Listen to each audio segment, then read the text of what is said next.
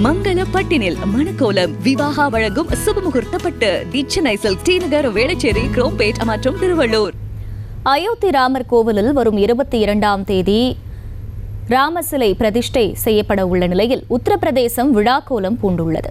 அயோத்தியை சுற்றியுள்ள 200 கிலோமீட்டர் தூரத்திற்கு ராமரின் பெருமைகளை சொல்லும் பதாகைகள் வண்ண விளக்குகளுடன் அமைக்கும் பணியும் நடைபெற்று வருகிறது. இதுகுறித்து கூடுதல் தகவல்களை தருகிறார் செய்தியாளர் ராஜேஷ். வணக்கம்.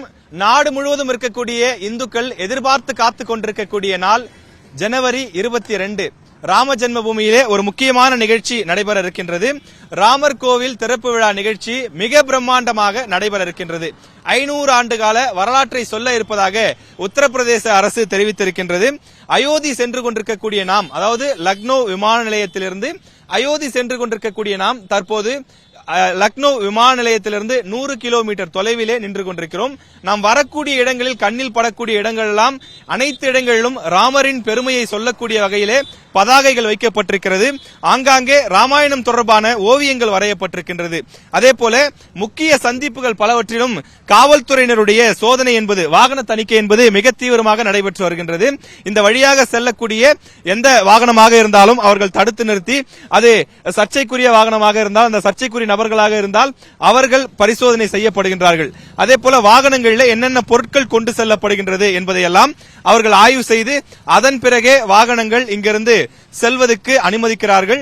இந்த ஒரு இடத்தில் மட்டுமல்ல, நாம் பார்க்கக்கூடிய பிரதான ஜங்ஷன்ஸ், சந்திப்புகள் அனைத்திலுமே இதுபோன்று மிக தீவிரமான வாகன சோதனைகள் உத்தரப்பிரதேச மாநிலத்தில் நடைபெற்றுக் கொண்டிருக்கிறது. தற்போது நாம் இருக்கக்கூடிய இடத்திலிருந்து அயோத்திக்கு 100 கிலோமீட்டர் தூரம் இருக்கின்றது. நாம் பார்க்கக்கூடிய அனைத்து இடங்களிலுமே விழாக்கோலம் போன்றிருக்கக்கூடிய நிகழ்ச்சியை நம்மால் பார்க்க முடிகின்றது. ஒளிப்பதிவாளர் கருப்பையா உங்களுக்கு காண்பிக்கின்றார். ராமர் அவர்களுடைய முழு உருவப்படம் ஆங்காங்கே பொறிக்கப்பட்டு கையில் கம்பீரமாக வில்லும் அவர் அம்பும் வைத்துக் கொண்டு நிற்கக்கூடிய காட்சியும் பார்க்க முடிகின்றது. அதே போல சாலையினுடைய இருபுறத்திலும் பல்வேறு இடங்களில் பதாகைகள் வைக்கப்பட்டிருக்கிறது. ராமரின் உருவப்படம் பொதிக்கப்பட்ட கொடிகள் வைக்கப்பட்டிருக்கின்றது. அதே போல இருபுறமும் இந்த வண்ண விளக்குகளால் அலங்கரிப்பதற்கு தேவையான ஏற்பாடுகளும் செய்யப்பட்டிருக்கிறது. இந்த வீதிகளிலே, முக்கிய பிரதான சாலைகளிலே வண்ண விளக்குகளால் உத்தரப்பிரதேச மாநிலத்தினுடைய முக்கிய நகரங்கள் ஜொலிப்பதற்கான ஏற்பாடுகளை உத்தரப்பிரதேச அரசு மேற்கொண்டிருக்கிறது.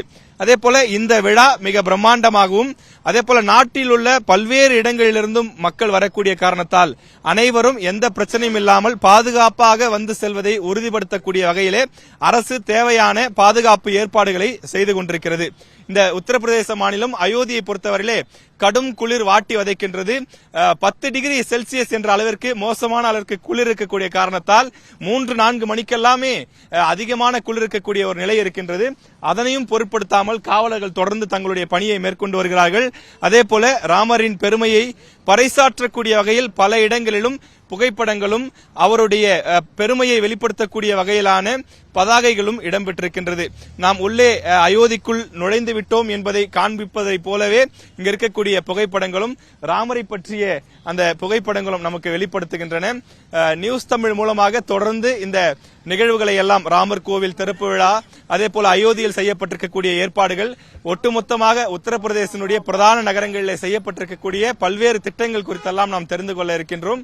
ஒளிப்பதிவாளர் கருப்பையாவுடன் செய்தியாளர் ராஜேஷ்குமார். செய்திகளை உடனுக்குடனும் துல்லியமாகவும் தெரிந்து கொள்ள சப்ஸ்கிரைப் பண்ணுங்க.